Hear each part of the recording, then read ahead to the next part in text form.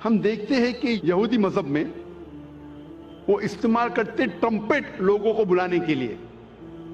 لکھا گیا old testament میں in the book of numbers chapter number 10 verse number 1 سے 3 میں خدا کہتے ہیں موسیٰ علیہ السلام سے آپ 3 چاندی کے ٹرمپٹ بناؤ. ٹرمپٹ کو کہا جاتا ہے نا, ٹرمپٹ. بونگا بونگا تو نہیں کہیں گے لیکن ٹرمپٹ انگریزی میں کہتے ہیں.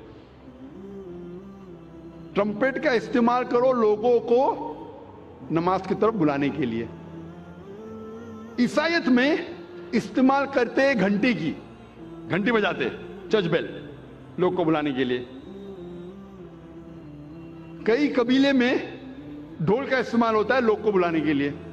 اسلام میں استعمال ہوتی ہے انسان کی آواز, اور انسان کی آواز یہ جتنے اعلیٰ ہے ان سے کہیں بہتر ہے اور سریلی ہے. کان کو سریلی ہونے کے علاوہ اس کے اندر ایک پیغام بھی ہے. آذان کا میں ذکر کر رہا ہوں, جو آذان جو ہوتی ہے لوگوں کو صلاح کے لیے بلانے کے لیے. آواز سریلی ہونے کے علاوہ یہ افسوس کی بات ہے کہ بمبئی شہر میں جو مسجدوں میں آذان ہوتی ہے, افسوس کی بات ہے اکثر یہ آذان سریلی نہیں ہوتی, کان کو تکلیف زیادہ دیتی ہے. رہنمائی کے بدلے تکلیف زیادہ دیتی ہے.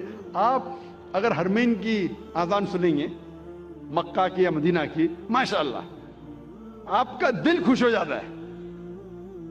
وہ آذان آپ کو رب کی یاد دلاتی ہے. بمبئی شہر میں جو آذان ہم سنتے ہیں تکلیف زیادہ دیتی. سب آذان نہیں, اکثر. ہمیں کوشش کرنا چاہیے کہ ہمارے مؤذن کو اکٹھا کر کے ان کو تربیت دینا چاہیے, پریکٹس دینا چاہیے کس طریقے سے آذان دینی چاہیے. کیونکہ آذان کے وجہ سے جب میں انٹرویو کرتا ہوں کئی نو مسلم کو, میں کئی نو مسلم کو جانتا ہوں جو صرف آذان کے وجہ سے اسلام قبول کیے. میں پوچھتا ہوں اکثر نو مسلم سے, آپ کو اسلام میں سب سے زیادہ پسندیدہ چیز کیا لگی؟ اکثر لوگ کہتے ہیں توحید اور کئی چیزیں.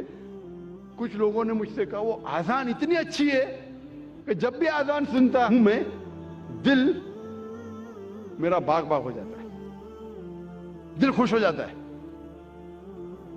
تو ہمیں کوشش کرنا چاہیے کہ ہمارے مؤذن جو ہے اس شہر میں ان کی تربیت کرے کہ کس طریقے سے صحیح آذان دینا چاہیے. اور جیسے میں کہہ رہا تھا کہ آذان سریلی ہونے کے علاوہ ایک پیغام دیتی ہے ہمیں. افسوس کی بات ہے کہ اکثر مسلمان آذان کی معنی جانتے ہی نہیں. جب مسلمان نہیں جانتے تو غیر مسلم کیسا جانے. اور میں ایک واقعہ آپ سے کہنا چاہتا ہوں, اور یہ حقیقت واقعہ ہے. تقریباً 10-15 سال پہلے جب میں کیرلا میں گیا تھا تقریر کرنے کے لیے, اور یہ حقیقت ہے, مجھے مہمان خصوصی بنا گیا تھا, اور میرے تقریر کے پہلے ایک غیر مسلم پولیٹیشین کو بلایا تھا.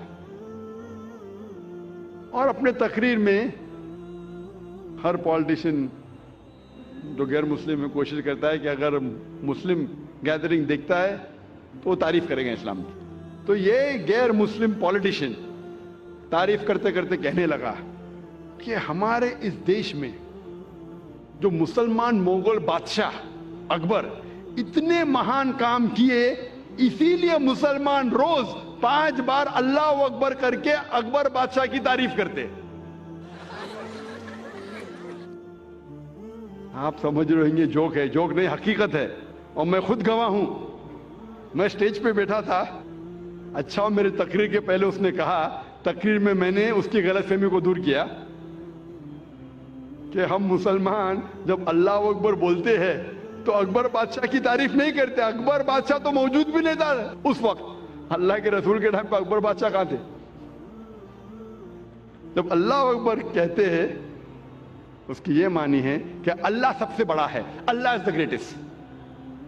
اسی لیے ہر مسلمان کا فرض ہے کہ کم از کم وہ آذان کی معنی کو جانے تاکہ خود کے دل پہ اثر ہو, اور ساتھ ساتھ جو لوگ کو اس کی معنی نہیں پتا ہے، غیر مسلمانوں کو نہیں پتا ہے، ان لوگوں کو اس کی معنی بتائے۔ اور اذان میں ہم 4 بار دہراتے اللہ اکبر اللہ اکبر اللہ اکبر اللہ اکبر، اللہ سب سے بڑا ہے، اللہ سب سے بڑا ہے، اللہ سب سے بڑا ہے، اللہ سب سے بڑا ہے۔ اشہد ان لا الہ الا اللہ، میں گواہی دیتا ہوں اللہ کے علاوہ کوئی معبود نہیں، میں گواہی دیتا ہوں کہ اللہ کے علاوہ کوئی معبود نہیں۔ اشہد ان محمد رسول اللہ، میں گواہی دیتا ہوں کہ محمد صلی اللہ علیہ وسلم اللہ سبحانہ تعالیٰ کے رسول ہے، میں گواہی دیتا ہوں کہ محمد صلی اللہ علیہ وسلم اللہ کے رسول ہے۔ حی علی الصلاح، حی علی الصلاح، آؤ صلاح کی طرف، آؤ صلاح کی طرف۔ حی علی الفلاح، حی علی الفلاح، آؤ فلاح کی طرف، آؤ فلاح کی طرف، آؤ کامیابی کی طرف، آؤ کامیابی کی طرف، آؤ اچھے کام کی طرف، اچھے کام کی طرف۔ اللہ اکبر اللہ اکبر، اللہ سب سے بڑا ہے، اللہ سب سے بڑا ہے۔ جب ہم آذان کی معنی کو جانیں گے، پھر ہمارے دل پہ آذان کا اثر اور گہرا پڑے گا۔ صرف عربی نہیں جاننے کے باوجود پڑھتا ہے الحمدللہ ثم الحمدللہ، لیکن اگر اس کی معنی جانے تو انشاءاللہ یہ اور گہرا اثر کرے گا آپ کے دل پر اور آپ کے دماغ پر۔ اللہ تعالیٰ فرماتے سورہ جمعہ میں، سورہ نمبر 62 آیت نمبر 9 میں، کہ جب آپ جمعہ کی اذان سنتے ہیں تو فوراً جمعہ کی نماز پڑھنے کی طرف جائیے، جماعت کی طرف جائیے۔